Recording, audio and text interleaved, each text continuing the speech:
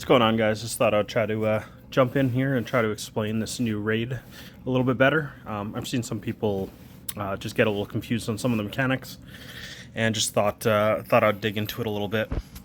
So basically, this raid's going to happen every 3 days for all eternity, I guess, until they release another one. So you're going to be doing this. I did the math on it. You're going to be doing it 121 times a year. So that right there should tell you how serious you should take this raid and how you should build some teams for it, because you're going to constantly be seeing it, and it is a big deal. Progressing in the raid as a guild is important for guild growth and also for retaining people and for recruiting people. So if you don't have good teams for this raid, I would say you really want to be focusing it. There is a lot of crossover between this raid and the new territory battles, especially in the terms of Jabba. He's probably the most critical character in the game right now, except for if you want to make a case for Grand Inquisitor. But you definitely should be building your Jabba team up ASAP for lots of reasons, and this being one of them. Anyways, I just want to dig into a little bit of some of the mechanics of the raid and things that not everyone sort of knows about. Each faction in the raid has a specific benefit. The Hutt cartel, they're able to blow up the explosives with one shot, which is a big deal. So you can kind of, when he goes underground, you can blow them up instantly and get him back above ground. When we go in the fight, I'll try to explain that a little bit better. But so that's the big one with the Hutt cartel, is they blow up the bombs fast. The Jawas, they're just kind of thicker. They're not like from what I'm hearing, they're not doing so great at high relics, but low gear, like even gear 10 and 11, can still net you 200 to 300,000 damage on the raids. So it isn't the worst idea to throw some gear on these guys, getting them up to gear 8 and 9, if you want to get some quick easy points. Then down on the Mandalorians, this is the big one. Mandalorians, where is it? When it deals damage, it doesn't trigger turn meter on the enemy. That is a big deal. So every other team, when you attack the boss, you feed the boss turn meter. That's always been the case in every raid that we've done. Mandalorians get to skip that. That's quite significant because Maul obviously does his, his 5 attacks in a row and everyone assists. All those assists don't add turn meter. So that's what allows you to actually get work done with the Mandalorians, is you don't give them a bunch of turn meter. Old Republic, they just basically ramp up damage if you put dots. I haven't really dug too much into the Old Republic. I'm running 2 Old Republic teams right now. One of them's getting me 450k, the other one's getting 300k. They're actually pretty good, even at lower levels. And then finally we got the Tuscans, which just basically let you fire that turret quicker. The turret, you kind of want to keep it for when they eat someone. You can shoot the turret, and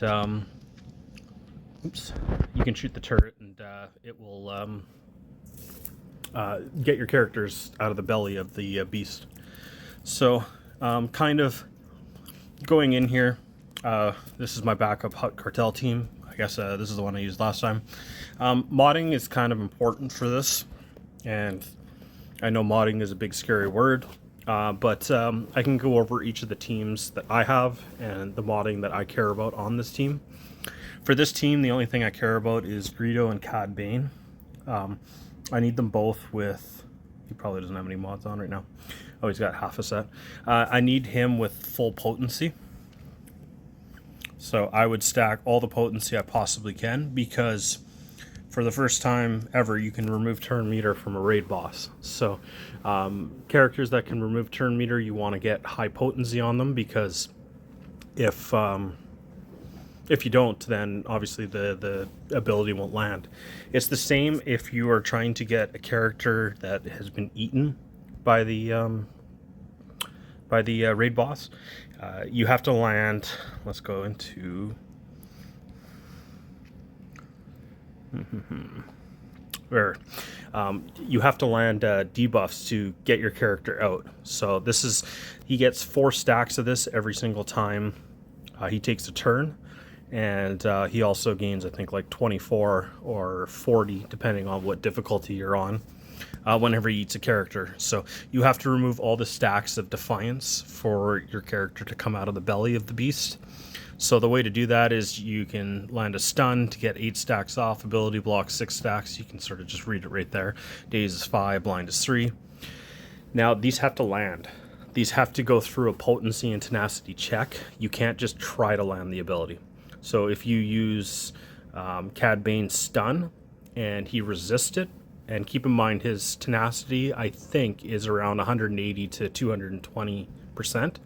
So if you go in with 0 potency, you will not land a debuff no matter what. You will fail the test every single time.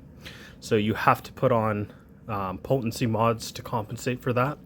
And if you land it, then you remove the stacks. Otherwise, you do not. And then he will eat your character. And if he takes a turn after he eats a character, he will permanently remove that character. Just one other thing, when you shoot the turret, that does not do a potency check. That is a straight up, it'll always land. I'm just going to jump in real quick and talk about the abilities real quick.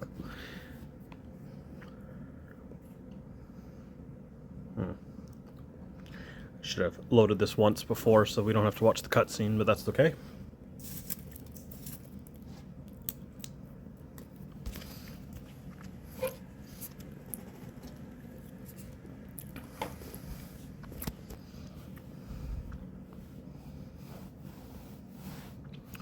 Okay, so there we go.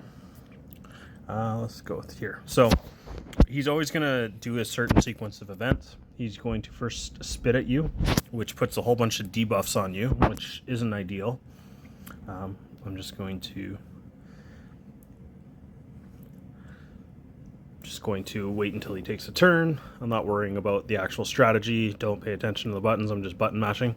So here's the first thing I want to bring up. When you're debuffed, you can blow up one mine and it'll cleanse you. And Hut Cartel blow up a mine with 1 hit. So there we go. You can see everyone's now cleansed, which is great. And as you can see, he used his spit ability at the top right here. And his next turn, he is going to eat someone, swallow whole. This is always the sequence of events that happen. So we'll just go and we'll let him eat someone, and then we'll talk about that. You can see he has the 4 stacks of Defiance because he took a turn. He gets 4 every turn he takes. There he goes, he eats someone, and he is at 28 stacks. So we can shoot this turret. If you look, it does daze, stagger, and stun. So daze, stagger, stun. Let's see. Daze is 5 stats, stagger's 2, so that's 7, and stun is 8, so that's 15 stacks it removes. And it does it twice. So, yeah, so then it'll remove 30 stacks. So it should remove my character now. And we'll just keep going. For his next turn, he will bury underground. Well, he'll spit, then he'll bury.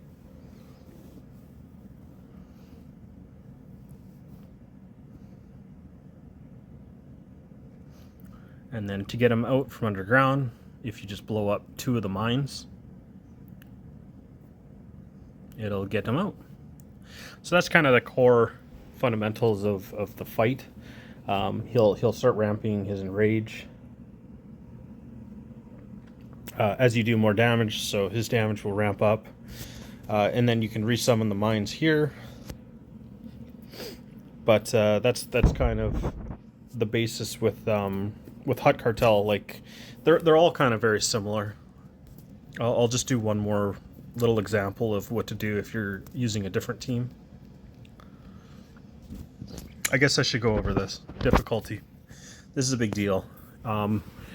You kind of want to fine-tune and figure out what's best for your team. You have your base difficulty, which doesn't have any gear requirement. You have your gear 12 requirement, R1, R3, R5, R7, and R8. What you want to do is you want to try I would basically try the lower difficulty. Like if you have a team, try the R5 or R3. Like if your team is all R7s, you can try the R3, and if you beat it really easily, then try the next step. Just keep going until you find what one works best for you. But ideally, you want to push to the higher ones. So if you have the team relic and you're struggling, let me know, and maybe I can give you a hand trying to figure out how to get a little bit better scores. But I just want to go in here and kind of show Mandalorians what I would do is you want to get these mines. As you can see, I AoE'd them, and they only took down one stack because they're not hut cartel. So what I'd like to do is I'd like to basically get them so that they're ready to go when he goes underground. So don't mind the attacks. This is not an ideal setup. I'm just sort of showing some fundamental stuff here.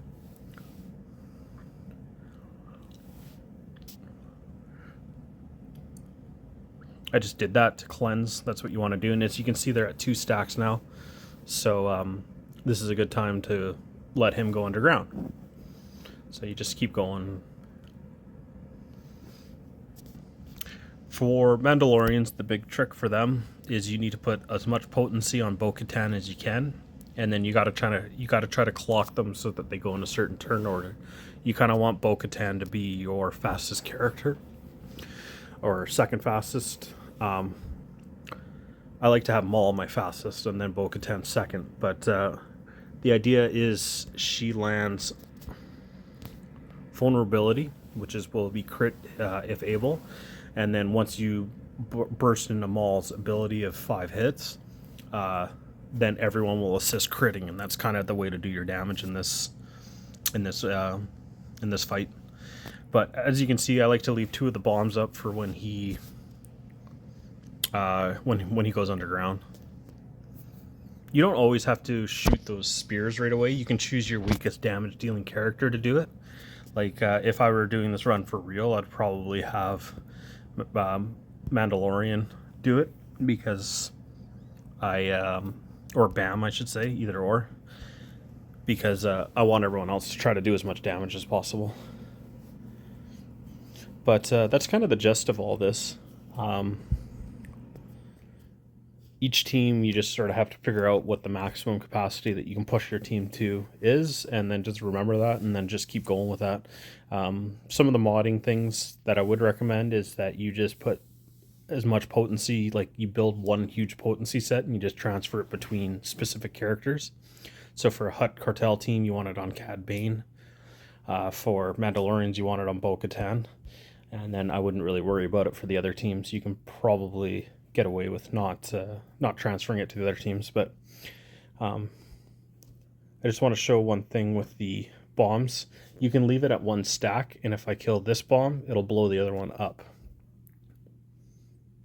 Well, didn't bring them up that time. But yeah, anyways, if you guys have any questions, please don't hesitate to reach out. Hopefully that answers some questions. I'm not entirely sure if there's anything else I should touch on, but if I missed anything, obviously let me know, and yeah, we'll go from there. Thanks.